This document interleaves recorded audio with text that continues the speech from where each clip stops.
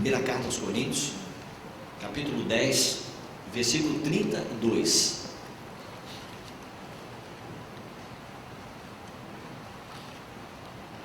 Não vos torneis causa de tropeço, nem para judeus, nem para gentios, e nem tampouco para a igreja de Deus. Esse é um versículo, tendo sido escrito por Paulo, dentro da era do Novo Testamento, da era da graça, de uma significação tremenda. Está vendo? Há uma teologia que é praticada, ensinada no meio do povo de Deus hoje, que a nação de Israel acabou, que Deus não tem mais nada a ver com Israel. Então, como é que o Paulo pode mencionar que nós não devemos nos tornar causa de tropeço nem para judeu, nem para gentio e nem para a igreja de Deus? Irmão, está vendo? Aqui a humanidade foi dividida em 3 grupos. Se nós não tivermos conhecimento em um desses 3 grupos, não conseguimos entender a Bíblia. Não há maneira de você entender a Bíblia. Não há maneira de você entender certos capítulos da Bíblia. É impossível que você possa entender. Você nunca vai entender Mateus capítulo 24 e 25, porque lá fala sobre judeu, gentios e a igreja, e assim por diante. Então esse é o texto que nós vamos ler. Depois nós vamos ler mais alguns outros, à medida que nós prosseguimos. Vamos orar, irmãos? Vamos pedir ao Senhor para nos abençoar. Ó Pai, nós agradecemos a Ti.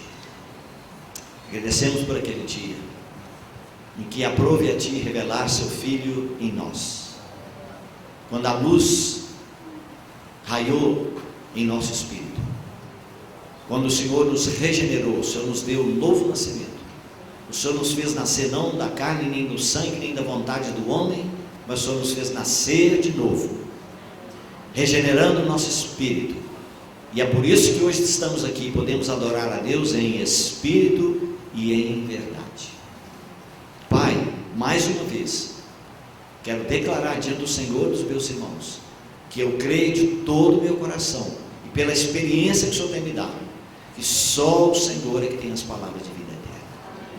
Nós estamos aqui, Senhor, sentados aos Teus pés. Não há um mestre entre nós a não ser o Teu Santo Espírito. Todos, Senhor, juntos, a boca que fala e os ouvidos que ouvem, estamos assentados, como Maria, aos Teus pés. Senhor, tem misericórdia de nós e fala no nosso coração. Nos conduza pela coluna de nuvem e pela coluna de fogo, pelo Espírito Santo e pela Tua palavra. Entregamos a Ti a nossa memória, entregamos a Ti, Senhor, os lugares da Tua palavra onde o Senhor nos deseja levar. Senhor, não temos algo preparado de antemão, não temos o maná que foi colhido ontem, mas estamos aqui agora clamando a Ti, Senhor, nos dê o maná de hoje, da agora, desse momento. Senhor, e por tudo quanto o Senhor fizer, nós Te daremos toda a honra e toda a glória. Oramos agradecidos no nome do Senhor Jesus. Amém. Bem, irmãos, a minha experiência, né, de estudar a Bíblia é uma experiência bem limitada, né? Eu já estou caminhando não pelo tempo, meu tempo é um tempo já longo. Eu converti com 19 anos e hoje estou caminhando para 66. Então já tenho 40 e alguma coisa que eu estou lendo a Bíblia. E graças a Deus, pela bondade de Deus, eu comecei a estudar a Bíblia com o primeiro ano da minha conversão. Eu passei um ano fora da comunhão, eu me afastei da comunhão depois de batizado, mas depois voltei, nunca mais, o Senhor teve misericórdia, nunca mais me deixou parar. Então eu tenho lido a palavra durante esse tempo. E como sou uma pessoa que não tive nenhum preparo acadêmico, né, não estudei, sempre aprendi sozinho, né, com outros irmãos, mas não na escola, eu passei por dificuldades de estudar a Bíblia, que a maioria dos irmãos enfrenta. Então, por essa razão, eu pude aprender na palavra que há certas dificuldades na palavra que a maioria dos irmãos encontra para estudar a palavra. E, pela bondade do Senhor, eu pude aprender alguns segredos, né, para estudar a palavra de Deus e ter um conhecimento da palavra mais completo, né? Completo ninguém tem, e é soberbo aquele que diz que tem. Mas confesso para os irmãos que há determinados pontos na palavra de Deus, irmãos, se nós não conhecermos, nós não podemos ter uma interpretação, um entendimento saudável da palavra de Deus. E hoje, irmãos, pode estar certo, o que tem penetrado no meio do povo de Deus de ensinamento contaminado, que não está na Bíblia, é simplesmente assustador. Assustador. A minha maneira de pregar, eu sempre prego e cito versículos pela metade.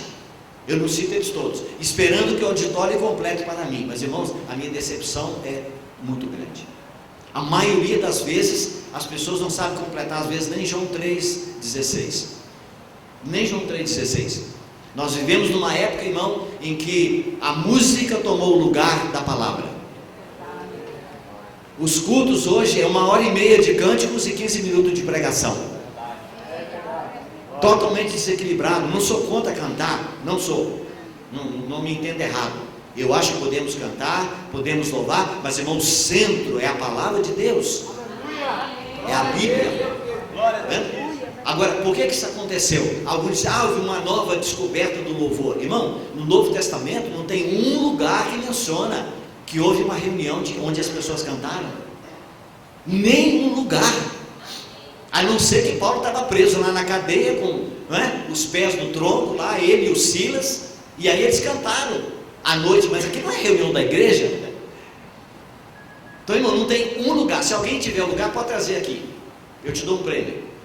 Então, irmão, por que não tem no Novo Testamento e nós damos tanto valor? Sabe por quê? É porque nós não temos a palavra. E aí, irmão, não se engane, irmão, não se engane. Se você é uma pessoa que não lê a Bíblia, se você é uma pessoa que não estuda a palavra de Deus, não se engane que cantar vai resolver seu problema, porque não resolve. Eu tenho dito para os irmãos, cante, irmão, as músicas, mas aprenda a cantar a letra que você está cantando. Irmãos, há heresias que estão sendo introduzidas, às vezes até involuntariamente. Eu disse para os irmãos, eu repito aqui, eu não tenho medo, que aí me convida só uma vez, não me chama mais. Eu não sou empregado de ninguém, não sou empregado do Carlos, nem da faculdade, nem de ninguém, eu sou servo de Deus. Se me convidar bem, se me convidar bem. Há um cântico que cantava um tempo atrás, eu sei, Senhor, que tudo que há em mim precisa ser mudado. Então você tem que nascer de novo, você tem que converter. Porque tudo tem que ser mudado. Então nada foi mudado. Então, irmão, um cântico errado. Às vezes o irmão fez com a melhor intenção, mas tinha que ter alguém para filtrar esses cânticos. Paulo diz, eu sei que em mim, vírgula, isto é, na minha carne, não habita bem nenhum. Porque você fala, se eu sei que em mim não habita bem nenhum, então, Paulo, você tem que se converter.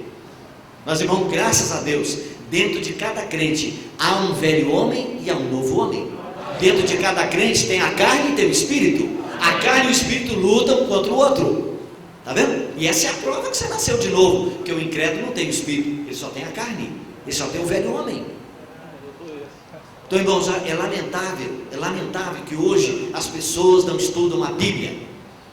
Eu imagino mais ou menos o que aconteceu. Houve um tempo atrás que alguém criou uma coisa aí que foi muito prejudicial. Chama-se caixinha de promessa. Quem conhece a caixinha de promessa? Deixa eu ver, levanta a mão. Muita gente, você viu? Sabe por quê, irmão? Caixinha de promessa foi o maior sucesso. Porque você tira o versículo, seu carro não vai furar o pneu. Tira outro versículo, ladrão não vai assaltar a sua casa. Tira outro versículo, seu filho não vai ter doença. Você não vai perder o emprego. Irmão, é só promessa, promessa, promessa. Cadê a advertência? Cadê o puxão de orelha? Não está errado. Tiramos da Bíblia os versículos que nos agradam, que passa melzinho na nossa boca, e nós vivemos enganados, irmão. Tem gente que fala, você leu a Bíblia? Irmão, fui lá de manhã cedinho, tirei um versículo na caixa de promessa e fui trabalhar. Que moleza, né? Que moleza, irmão. Irmãos, homens do século passado, como o irmão Campbell Morgan, vai sair um livro dele aí pela editora Tesouro Aberto, que eu tive o privilégio de traduzir, chama-se As Crises de Cristo. O irmão começa com a encarnação de Cristo e termina com a ascensão dele com o Senhor. 7 passos, irmão, fora do comum, fora do comum. Inacreditável que aquele homem viu dos 7 períodos da vida de Cristo, as 7 crises da vida de Cristo. Mas um irmão perguntou um dia para aquele irmão, dizendo para ele, irmão, qual é o segredo de você estudar a palavra dessa maneira? Sabe quem era o Campbell Morgan? Ele era um anglicano da igreja da Anglicana da Inglaterra, que muita gente joga pedra nele dizendo, é católico disfarçado, mas lá tinha um homem que é considerado o príncipe dos expositores da Bíblia, George Campbell Morgan. Aquele irmão respondeu: irmão, você quer saber qual é o segredo de estudar a Bíblia? É suor, mais suor e mais suor. Você está achando que ler Bíblia é só revelação direta de Deus? Não, você tem que comprar dicionário, tem que comprar comentário, tem que sentar na sua mesa, tem que ler, e tem que dar dor de cabeça às vezes, você tem que parar um pouquinho e dar uma voltinha lá fora e voltar outra vez e pregar a palavra de Deus. Sabe qual é o segredo desse homem? Se ele fosse pregar sobre um livro da Bíblia, como o Evangelho de Lucas, que é considerado a obra-prima que ele escreveu, sabe o que ele fazia, irmão? Ele lia aquele livro 50 vezes antes de pregar para os irmãos. 50 vezes, irmão. Você sabe o que é isso? 24 capítulos. Ele lia 50 vezes de capa a capa o Evangelho de Lucas, e aí então ele levantava e pregava para os irmãos. Irmão, que tem isso hoje? Então uma palavra de Deus foi colocada de lado. Não há estudo da meditação da palavra de Deus. E hoje, irmão, vivemos numa época que o Brasil nunca teve, nunca tivemos tanto livro, tanta literatura abençoada como temos hoje. Bíblia de estudo tem aos montes, você pode, infelizmente o preço é um absurdo, né? Mas, aliás, a Bíblia é a mais barata que tem, porque você compra um livro aí, você paga por um livro de 300 páginas, R$40, mas você compra uma Bíblia de estudo que tem 1.000, 2.000 páginas, papel Bíblia fininho, paga 110, 120, é barato. O problema é que o nosso salário é pequeno, né? A gente vive com o salário mínimo, então é difícil de comprar. Mas, irmão, nós podemos estudar a palavra de Deus, está na nossa mão, sabe, irmão? Nós não sabemos o valor da bênção que é. Eu me lembro quando conheci os irmãos chineses, né? Irmão Christian e outros, eles contando que antes do comunismo entrar na China, Deus trouxe uma revelação para os irmãos dizendo: a Bíblia vai ser queimada, a Bíblia vai desaparecer. E aí sabe o que os irmãos fizeram? Muitos deles decoraram, irmão, livros da Bíblia inteiro. E eu vi aquele irmão pregando para os jovens aí em Belo Horizonte, dizendo: irmão, ame a palavra de Deus, irmão. Você não sabe o que aconteceu na China. Quando o comunismo entrou, você chegava e via um chinês dentro da plantação de arroz, no meio da água, trabalhando às vezes 12, 14, 16 horas por dia. Em 6 meses, o corpo daquele indivíduo estava todo apodrecido pela água. Você podia tirar pedaço do corpo dele assim, não? Por causa dos comunistas. Você chegava lá no meio daquela plantação e ele estava recitando de cor o livro do profeta Isaías, 66 capítulos de cor. O que é isso, irmão? Você sabe, eu não sei quantos irmãos que conhecem, o irmão Christian tem uma reunião todo mês de julho, vai ter agora em Curitiba. Ele tentou fazer em Belo Horizonte, e eu fiz parte naquela época, eu estava com 30 anos naquela época. Ele tentou levantar um grupo de irmãos que decorasse o Novo Testamento, porque Deus deu um sonho para ele, que acompanhou ele mais de 10 anos na vida dele. Aquele sonho voltava, né? Não é como um sonho que hoje você sonha, uma vez só e acabou, e aí Deus falou comigo através de sonho. Não, irmão, não é assim. Um sonho de Deus tem que ser alguma coisa, um sonho é uma coisa natural na vida da pessoa, mas tem que ter cuidado. Mas aquele irmão não, durante 10 anos, ele via 27 pessoas parecendo jovens, e cada um recitava de cor um livro do Novo Testamento. Vai lá na conferência de julho agora para você ver, ele tem o Novo Testamento vivo. Não sei, talvez já passou de 100 irmãos, né? Eu estou fazendo um cálculo aqui pelo tempo. Cada um sabe um livro de cor, outros sabem 2. Um irmão sabe Apocalipse, 22 capítulos de cor. Se ele precisar de um versículo, ele fala capítulo 12, verso 25. O irmão para um pouquinho, pum, e cita de cor assim. Irmão, que bênção isso, que maravilha. Sabe o que aconteceu nos Estados Unidos uma vez? O pastor que me batizou me contou que quando ele estudava lá no seminário de Fort Worth, no Texas, maior seminário batista do mundo, ele disse que um irmão que estava estudando lá foi chamado pelo médico, e o médico disse para ele: olha, dentro de 1 ano você vai ficar cego, irreversível, não tem cura. Ele voltou para casa, coitado, queria servir a Deus, estava no seminário, né? E aí falou: Senhor, me dá o privilégio de em 1 ano, pelo menos decorar o Novo Testamento, me permite isso, porque depois eu não vou poder ler, ficar dependendo dos outros vai ler para mim, mas pelo menos eu sei de cor, e aí eu posso citar o tempo todinho, vou mantendo aquela decoração. até que a mente falhe um dia. E aí Deus deu para ele, irmão, a graça, ele decorou o Novo Testamento todinho, em um ano. Passado um ano, ele voltou para consultar o médico. Quando ele entrou no consultório, o médico disse: puxa, rapaz, que bom que você apareceu aqui. Aí o médico disse: mas por quê, o irmão? Ele falou: nós trocamos o seu exame, quem vai ficar cego é outro.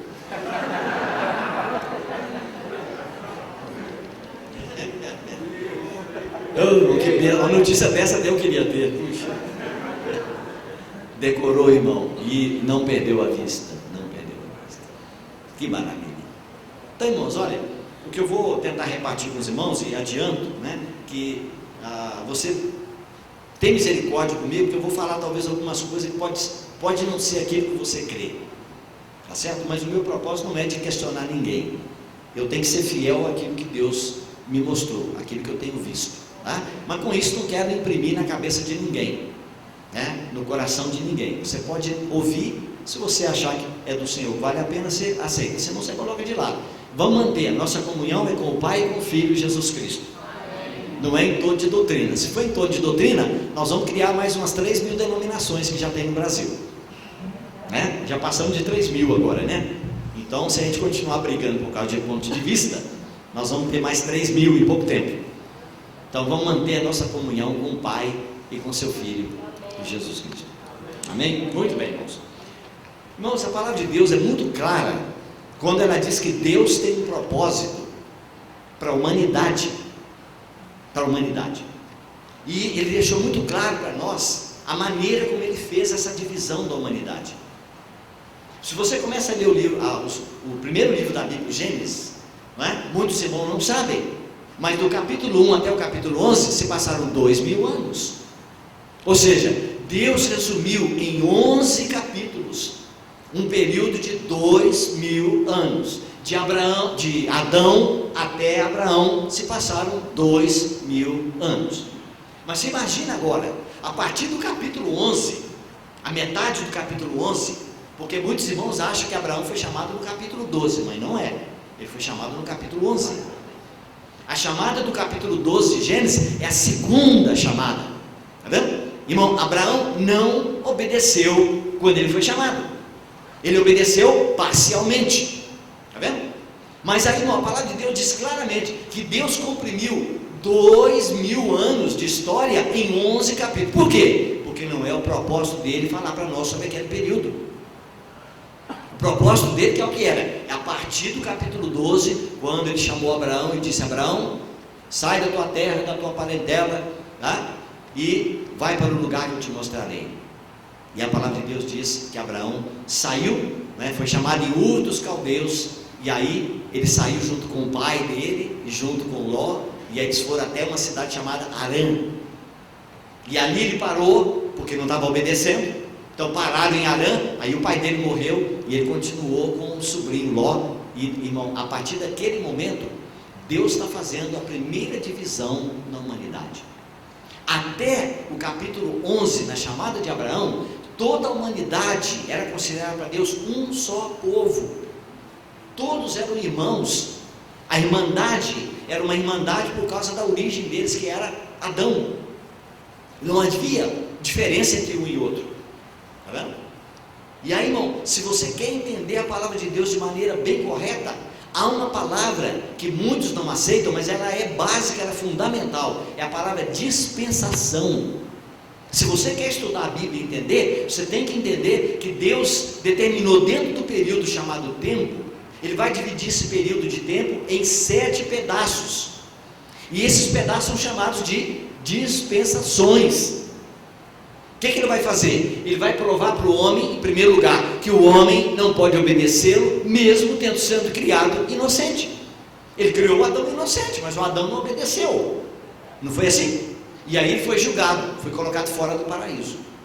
E agora vem Caim e Abel. Você pode ler que de Caim e Abel até a Noé, Deus não deu instrução nenhuma. Você pode fazer isso, não pode fazer. Não tem nada disso. Chama-se dispensação da consciência humana. Eles fracassaram também, não foi? Caim levantou e matou Abel, depois o Lameque foi lá e matou 2, e aí veio a poligamia, e a confusão e violência sobre a terra, imoralidade, novo julgamento, dilúvio. E aí Deus agora levanta um homem chamado Noé, e aí entregou o governo na mão dele, dizendo: aquele que derramar o sangue do seu irmão, seu sangue será derramado. Lei da pena de morte. E aí o que aconteceu? Caminharam até o capítulo 11. Aí no capítulo 11 aparece um indivíduo chamado Nimrod, fundador da Babilônia. Eles vão construir uma torre, né, que toque no céu, e não vamos ser espalhados pela terra, porque Deus disse que era para povoar toda a terra. E aí Deus então desceu, confundiu a língua deles, e ali, irmão, naquele momento, Deus agora chama o Abraão. Deus chamou Abraão de uma terra de pessoas idólatras. O pai dele, de acordo com a história dos judeus, era um fabricante de ídolos. E aí Deus então chamou Abraão. E a partir daquele momento, irmãos, capítulo 11, né, mais ou menos na metade do capítulo 11, até o final da Bíblia, Deus está trabalhando com um povo agora que vai ser conhecido como o povo de Israel. Porque Abraão gerou Isaac, Isaac gerou Jacó, e através de Jacó vieram os 12 filhos, são as 12 tribos de Israel. Então, irmão, essa foi a divisão nos primeiros 4.000 anos da história do homem. De Adão até Abraão, 2.000, de Abraão até Cristo, 2.000. Agora, quando Jesus vem, o que ele fez? A palavra de Deus diz claramente: ele juntou judeu e gentio num só corpo. Vamos ver se isso está escrito na palavra de Deus. Efésios capítulo 3.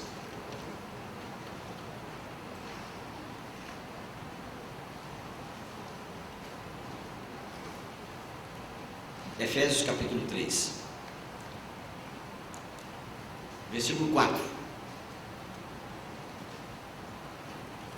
Pelo que quando ledes, podeis compreender o meu discernimento do mistério de Cristo, o qual em outras gerações não foi dado a conhecer aos filhos dos homens, como agora foi revelado aos seus santos apóstolos e profetas no Espírito, a saber, que os gentios são coerdeiros e membros do mesmo corpo e coparticipantes da promessa em Cristo Jesus por meio do Evangelho.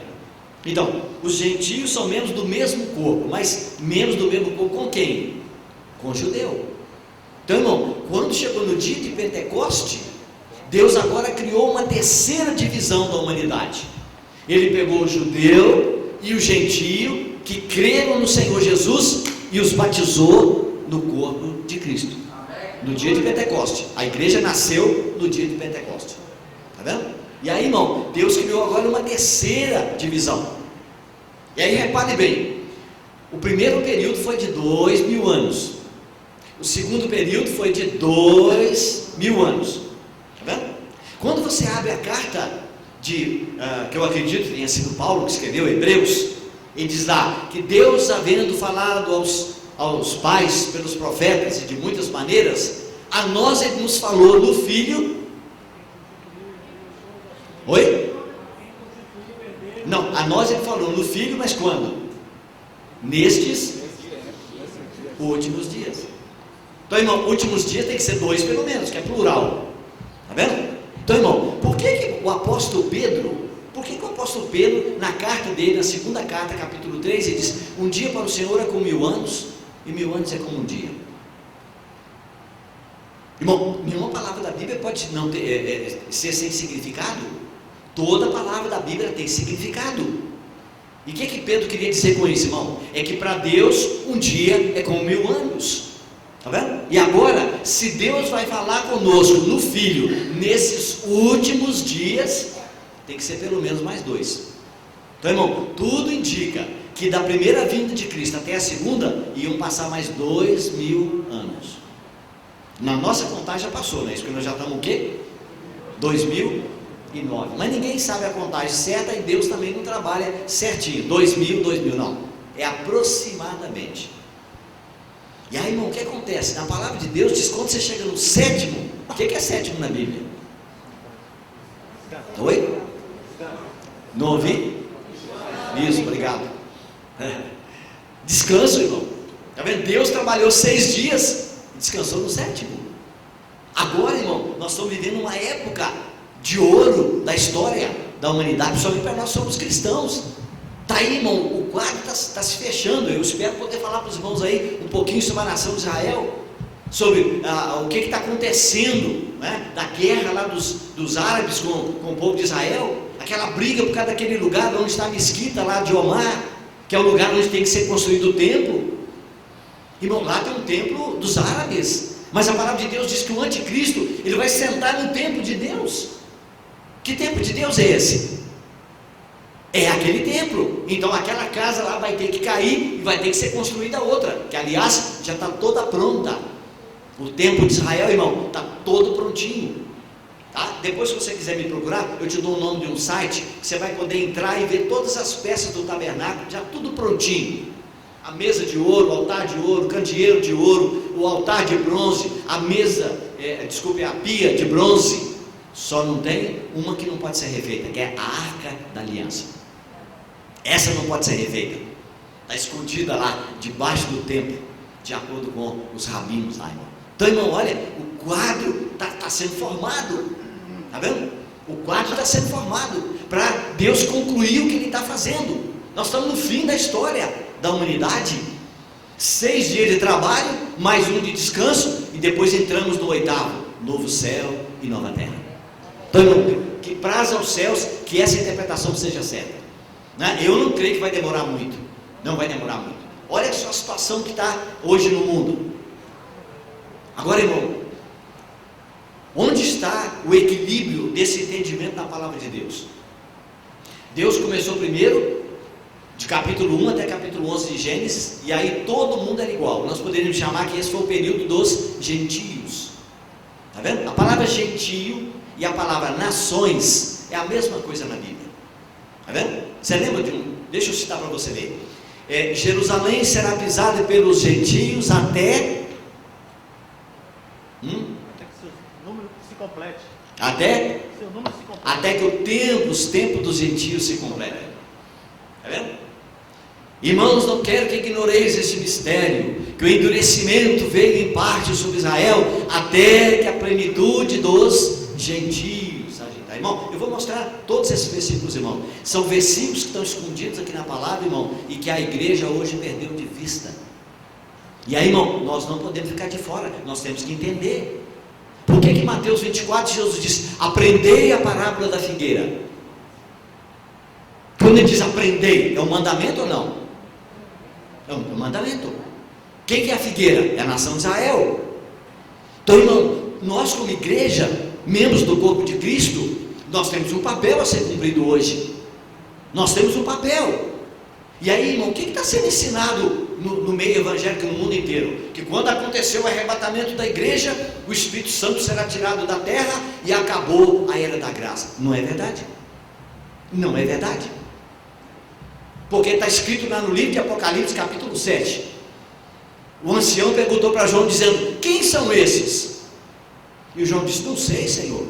E aí o ancião respondeu, esses são os que vieram da grande tribulação, irmão, da época do anticristo, 3 anos e meio. E quantas são essas pessoas? Diz lá, e eu vi uma multidão que ninguém podia contar.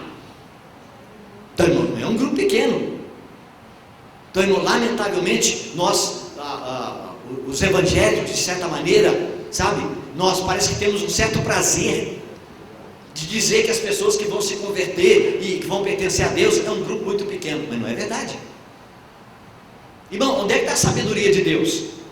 Como é que você pode dizer que um Deus criador que criou esse universo, nós não conseguimos imaginar nem 5% de quem é Deus, a grandeza dele? Como é que com toda a sabedoria ele ia criar uma humanidade em que Satanás vai ficar com 70% dos homens criados à imagem dele e ele com 30%? Você acha que esse é o Deus que está na Bíblia? Que sabedoria é essa? Que plano é esse, irmão? Que criador é esse que cria as pessoas para serem perdidas? Não, irmão, tem coisa muito grande aqui, muito grande. E eu digo para os irmãos, lá no capítulo 7 de Apocalipse, diz que dá uma multidão que ninguém podia contar. Mas, irmão, no capítulo 9, o Espírito Santo mencionou um número lá que é muito grande. E se ele mencionou esse número que é muito grande, no capítulo 7 tem que ser maior, porque diz que ninguém pode contar. Os irmãos sabem qual é o maior número que tem no Apocalipse? Do capítulo 1 até o 22? No capítulo 9, 200 milhões. Dá para você imaginar, irmão? 200 milhões. Tá vendo? E lá diz, o número do capítulo 7, dos que vêm da grande tribulação, ninguém pode contar. Então é maior do que 200 milhões. Então, irmão, não se engane. Quando houver o arrebatamento, irmão, o Espírito Santo não será tirado da terra. Não será tirado da terra. Se você ler o final do livro de Apocalipse, capítulo 20, está escrito lá: e vi tronos, e vi as almas dos que foram degolados por causa do testemunho de Jesus e da palavra de Deus. E por que eles foram degolados? Porque não aceitaram o número da besta, nem o seu número, nem o nome, nem o sinal da besta, e foram degolados. Eu pergunto, irmão, como é que a pessoa tem condição de dar a vida pela palavra de Deus e pela palavra de Deus e pelo testemunho de Jesus e não ter o Espírito Santo? Pois nós hoje com o Espírito Santo não conseguimos dar nem uma unha com o Espírito Santo em nós, mas os outros sem Espírito Santo conseguem dar o pescoço para ser cortado. Então, irmão, como é que o Espírito Santo vai ser tirado da terra? Entendimento errado. Simplesmente porque Paulo escreveu na carta aos Tessalonicenses que há um impedimento que não permite que o anticristo apareça até que seja tirado do meio aquele que está impedindo. E esse que está no meio é o Espírito Santo, e ele vai ser tirado da terra. Não, irmão, ele vai ser tirado do caminho, o anticristo aparecer. Irmão, não vai ser tirado da terra. Irmão, na época da grande tribulação, de acordo com a palavra de Deus, mais do que 200 milhões vão ser salvos em 3 anos e meio. Bom, esse é o Deus que eu creio nele. Esse é o Deus que salva, irmão. Deus que salva. Irmão, a palavra de Deus, desculpa, eu estou fazendo uma miscelânea para os irmãos, porque eu não estou muito preocupado que você vai falar do irmão Deus, é um ótimo pregador. Não estou preocupado, tá? Não estou preocupado, não quero glória como pregador, estou fazendo uma miscelânea aqui, tá? Como eu disse para os irmãos, eu não tenho sermão para pregar para você, tá? Eu tenho serpé. Chega de sermão, vamos ver se a gente consegue andar um pouco sendo serpé, tá bom? Ele está cansado de pregar sermão, o pessoal não anda, então vamos ser pé agora. Irmão, você sabia, no Novo Testamento tem 3 vezes que o Espírito Santo registrou a palavra dores de parto. Apocalipse 12, relacionado com a igreja. Mateus 24, relacionado com Israel. E Romanos capítulo 8, relacionado com a criação. A criação geme com dores de parto, aguardando a manifestação dos filhos de Deus. Irmão, que criação é essa, irmão? Você acha que Deus está preocupado com flores e plantas e animais, e o sol e a lua, as estrelas, os rios, não é? As praias poluídas de Salvador? Ele está preocupado, irmão? Ele está preocupado, não, mas ele está mais preocupado com o ser humano que ele criou a sua imagem e semelhança.